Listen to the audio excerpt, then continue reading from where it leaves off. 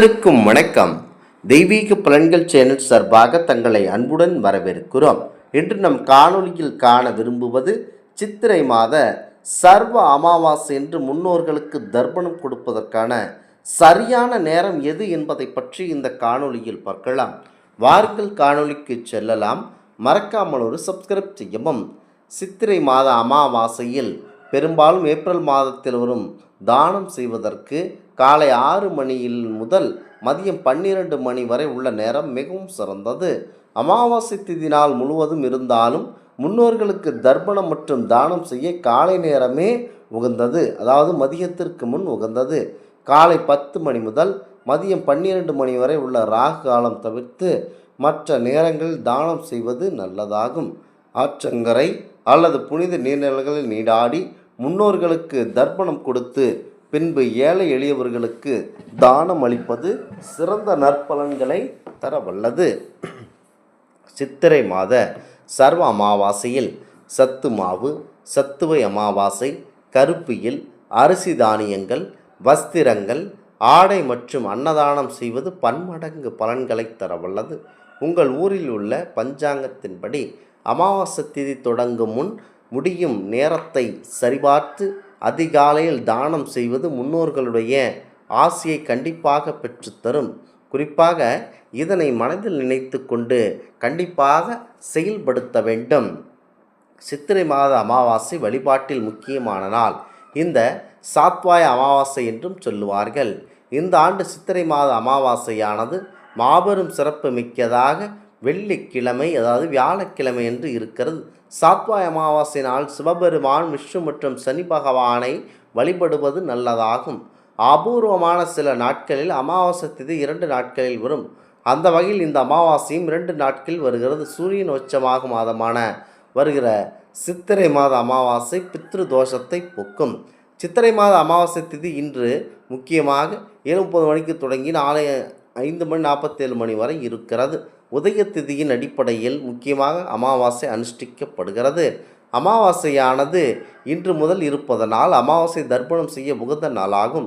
தர்ப்பணம் செய்யும் பொழுது கிழக்கு திசை நோக்கி நின்றவாறு அல்லது அமர்ந்தவாறு மந்திரங்கள் சொல்ல சொல்ல கேட்க வேண்டும். அமாவாசை திதி நாள் முழுவதும் நீடிப்பதனால் மதிய நேரத்திற்கு தர்ப்பணம் செய்வது உகந்தது. கண்டிப்பாக 10:30 மணி முதல் மதியம் 12 மணி வரை ராகு காலம் என்பதனால் இதற்குள்ளாக அமாவாசை தர்ப்பணம் செய்து முடிப்பது நல்லது. காலையில் செய்ய முடியாதவரும் மதியம் 12 மணிக்கு மேல் சித்திரை அமாவாசைக்கான தர்ப்பணத்தை செய்து முடிக்கலாம். சித்திரை அமாவாசை நாளான சூரியன் மற்றும் சந்திரன் ஒரே ராசியில் சஞ்சரிப்பார்கள். இந்த அமாவாசை என்று நடக்கும் சிறப்புகளில் ஒன்று உச்சமடையும் சூரியனாகும். மேச ராசியில் சுக்கிரன், சூரியன் மற்றும் சந்திரன் இணைந்திருக்கும் காலத்தில் அமாவாசை ஏற்படுகிறது. இந்த அமாவாசையில் அமாவாசை என்று திரிகிரக யோகம் என்று அபூர்வ யோகத்தை கொடுக்கிறது.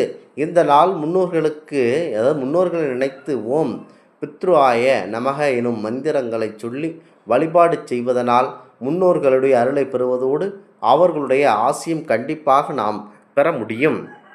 கண்டிப்பாக சூரிய பகவானுக்கு நீர் சமர்ப்பித்து வழிபாடு செய்வது தோஷத்தை குறைக்கும், வறுமை விலகுவதோடு பொருளாதார முன்னேற்றம் கிடைக்கும். அமாவாசை நாட்கள் தெற்கு திசை நோக்கி முன்னோர்களுக்கு பித்ரு தர்ப்பணம் செய்ய வேண்டும். மேலும் குடும்பத்தின் நலன் வேண்டியும் வீட்டில் அமைதி சந்தோஷத்தையும் கிடைக்க வழிபாடு செய்யும் பொழுது நிச்சயம் நல்ல மாற்றத்தை கொடுக்கும். முக்கியமாக ஏழை எளிய மக்களுக்கு தானம் வழங்கலாம். தெய்வங்களுக்குரிய மந்திரங்களை சொல்லி வழிபாடு செய்யலாம். பித்ரு தோஷம் இல்லை என்றாலும் அமாவாசை நாட்களில் இறந்த முன்னோர்களுடைய படத்திற்கு முன் வைத்து வழிபாடு செய்ய வேண்டும். அதோடு அரச மரத்தின் அடியில் அல்லது கிழக்கு திசையில் விளக்கு வைக்கலாம். இதனால் செல்வம், பணம், செழிப்பு அதிகரிக்கும். ஆன்மீக வளர்ச்சியும் குடும்ப ஒற்றுமையும் கண்டிப்பாக ஏற்படும். இந்த நாள் செய்யும் வழிபாடுகள் அதீத சக்தி வாய்ந்ததாக இருக்கும். அமாவாசை நாட்களில் அரச மரத்திற்கு கங்கை நீர், பூக்கள் சமர்ப்பித்து வழிபடலாம். முன்னோர்கள் நினைத்து வழிபட்டால் அவருடைய ஆசி கண்டிப்பாக நமக்கு கிடைக்கும்.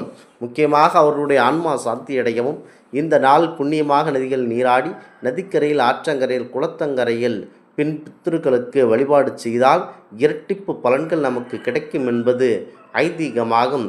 அமாவாசை நாட்களில் வடக்கே கங்கை, யமுனை, கோதாவரி போல காவிரி கரை, காவிரியின் ஸ்ரீரங்கம், அம்மா மண்டபக்கரை, திருவையாறு மயிலாடுதுறை, கும்பகோணம் காவிரிக்கரை, கரூர் ஈரோடு கொடுமுடி பவானி கூடுதுறை, தாமிரபரணி வல்லநாடு தசாவதார கட்டடம், சென்னை மயிலாப்பூர் கடற்கரை பகுதி முதலான இடங்களில் தர்ப்பணம் செய்து வழிபடலாம்.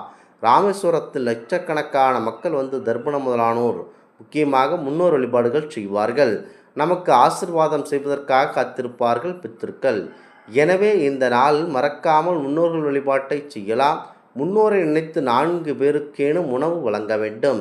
முக்கியமாக தயிர் சாத பொட்டலம் தருவது ரொம்ப சிறப்பு வாய்ந்தது. இதனால் முன்னோர்கள் மகிழ்ந்து கருணையுடன் நம்மை ஆசீர்வதிப்பார்கள். நம் வீட்டின் தரித்திரங்களை எல்லாம் விலக்கிவிடும். இல்லத்தில் இருந்து தீய சக்திகள் தெரித்து ஓடிவிடும். கடன் தொல்லையில் இருந்து மீளலாம். கண்டிப்பாக கவலையும் பயமும் காணாமல் போய்விடும் என்கின்றது ஆன்மீக பெருமக்கள்.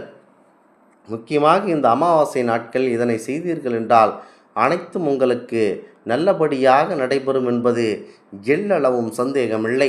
இந்த நாட்களில் முக்கியமாக சித்திரை அமாவாசை இந்த ஆண்டு ஏப்ரல் மாதம் சிறப்பாக இருக்கிறது. வைசாக அமாவாசை எனப்படும் சித்திரை மாத அமாவாசை இந்த ஆண்டு ஏப்ரல் மாதத்தில் இருக்கும். மாபெரும் சக்தி வாய்ந்ததாக இருக்கிறது. ஏப்ரல் 17ஆம் தேதி வருகிறது. இன்று முன்னோர்களை வணங்கி பித்ருதோஷத்தை நீக்கி சில எளிய பரிகாரங்களை செய்யலாம். முன்னோர்களுக்கு முக்கியமான பரிகாரங்கள் செய்வதன் மூலம் அனைத்தும் நல்லபடியாக நடைபெறும். குறிப்பாக அமாவாசை சங்கராந்தி நாட்கள் சூரிய பகவானுக்கு நீர் சமர்ப்பிக்கவும், சிறப்பு சந்தனம், கங்கை நீர், சுத்தமான நீர் ஆகியவற்றை செம்பு பாத்திரத்தில் எடுத்துக்கொண்டு ஓம் பித்ருவாய நமக எனும் மந்திரத்தை சொல்லி இதனால் நல்ல அதிர்ஷ்டம் செல்வம் கிடைக்கும். வைசாக அமாவாசை இந்த பரிகாரங்கள் செய்வதால் முன்னோர்களுடைய ஆசி நமக்கு கண்டிப்பாக கிடைக்கும். அமாவாசை நாட்களில் தெற்கு திசை நோக்கி உங்களுக்கு முன்னோர்களுக்கும் பித்ரோல் தர்ப்பணம் செய்யுங்கள். பித்ரு ஸ்தோஸ்திரம் அல்லது பித்ரு சுஸ்தம சொல்லி அவர்களின் ஆசையை வேண்டுங்கள். இதனால் உங்கள் முன்னோர்களை மதிப்பதுடன் உங்கள் குடும்பத்திற்கு அமைதி செழிப்பும் கிடைக்கும். ஆன்மீக தொடர்பும் அதிகரிக்கும். சில குறிப்பிட்ட நாட்கள் சில மந்திரங்களை சொல்ல வேண்டும்.